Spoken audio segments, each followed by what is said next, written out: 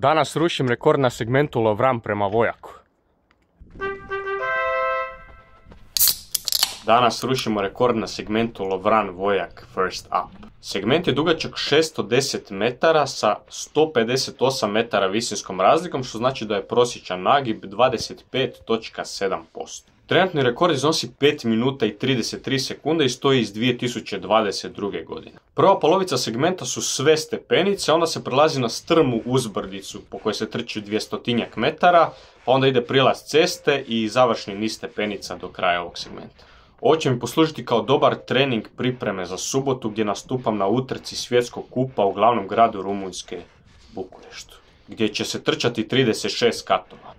Ako se nastavi dalje nakon ovog segmenta, spojit ćete se na planinarsku stazu koja vodi sve do vrha Učke do Vojaka. Uspio sam srušiti ovaj segment za 40 sekundi i on sada iznosi 4 minute i 53 sekunde.